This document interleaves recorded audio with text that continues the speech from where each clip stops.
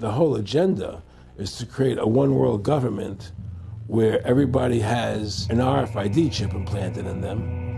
All money is to be in those chips. And this is given me straight from Rockefeller himself. This is what they want to accomplish. C'est une première mondiale. Dans ces trains suédois, voyager sans billet est désormais possible. Il suffit juste de se faire scanner la main gauche. Ces implants fonctionnent grâce à une technologie NFC qui est déjà présente dans les cartes de crédit sans contact ou pour les paiements par téléphone portable. Les puces transmettent des données par ondes électromagnétiques. En Suède, pays réputé pour être très ouvert aux avancées technologiques, les implants sous-cutanés ont le vent en poupe. Pour l'instant, la société SJ les propose uniquement à ses membres premium. Mais si le concept séduit, près de 130 000 passagers pourraient se lancer dans l'aventure. Franchir les portes d'une entreprise d'un simple geste de la main, sans badge d'accès. Déverrouiller son ordinateur, une photocopieuse, ou même dans cette entreprise américaine payer au distributeur sans carte de crédit. Je scanne, je choisis le paiement par carte, je mets la main, comme un téléphone, et c'est payé. Derrière ce geste, une technologie semblable à celle du paiement sans contact. Et une puce électronique, comme celle-ci, logée sous la peau entre le pouce et l'index. Dans le monde entier, plusieurs entreprises proposent déjà à leurs employés ces drôles d'implants, pas plus gros que des grains de riz. Dans cette PME belge, ils permettent aux salariés volontaires d'échanger des informations en une fraction de seconde. Je vous donne ma carte de visite. Alors serons-nous un jour tous équipés de puces comme celle-ci? Et quels sont les risques? En France, ce tatoueur a déjà implanté plus d'une centaine de ces micro-puces à l'aide de cette petite seringue stérile.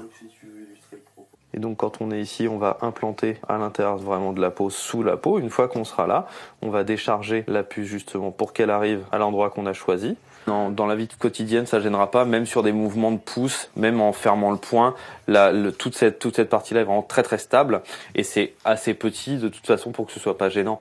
Selon lui, aucun risque pour notre santé car ces puces n'émettent aucune onde. Les gens ont cette image des films de science-fiction où en général les implants servent à contrôler les gens, que ce soit contrôler leurs pensées, leurs actions, réussir à les localiser, etc. On n'est pas du tout là-dedans, on est très loin et heureusement.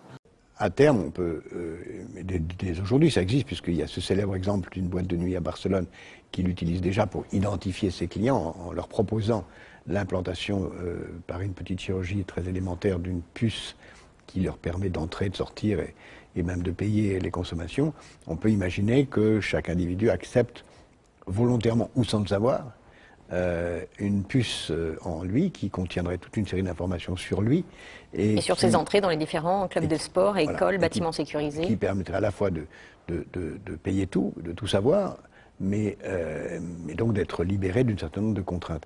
Le vrai luxe de demain, ce sera d'être isolable, de pouvoir s'isoler.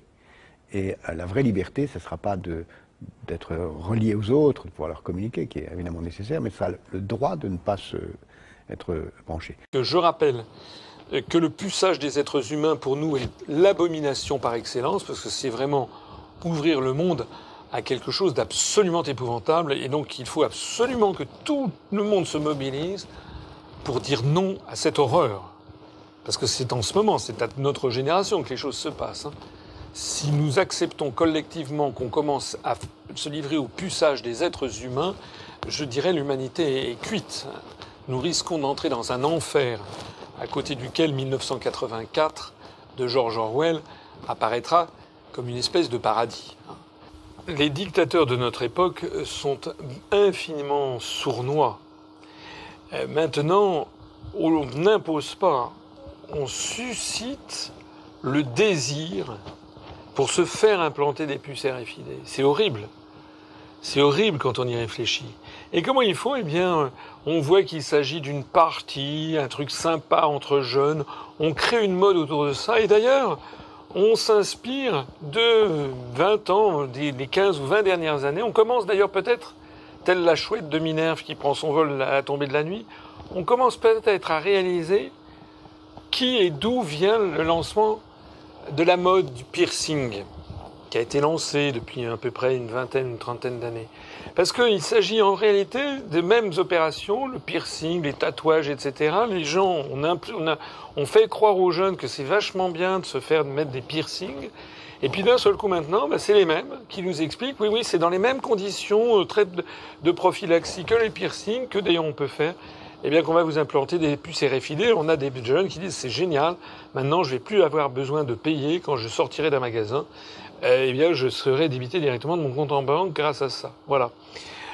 Encore une fois, alors je suis pas là pour condamner le piercing, je m'en fiche pas mal, je dis simplement qu'il faut faire attention à ces modes qui sont lancés et qui parfois voient à 2 ou 3 coups plus tard. En tout cas, j'insiste encore une fois, il est de la plus grande urgence de se rebeller contre cette affaire et de refuser mordicus tout ce qui, de près ou de loin, s'apparente à un puçage électronique. Right? And the whole agenda is to create a one world government where everybody has an RFID chip implanted in them. All money is to be in those chips, right? There'll be no more cash. And this is giving me straight from Rockefeller himself. This is what they want to accomplish. And all money will be in your chips. And so instead of having cash, anytime you have money in your chip, they can take out whatever they want to take out whenever they want to. If they say you owe us this much money in taxes, they just deduct it out of your chip digitally. Total control. Total control. And if you're like me or you, and you're protesting what they're doing, they can just turn off your chip. And you have nothing. You can't buy food. You can't do anything. It's total control of the people. And that chip's connected to a database that has your purchasing records, what you do, what everything. You sell. Everything is in there, you know? And so they want a one world government controlled by them, everybody being chipped, all your money in those chips, and they control the chips, and they control people. And you become a slave. You become a serf to these people. That's their goal. That's their intentions.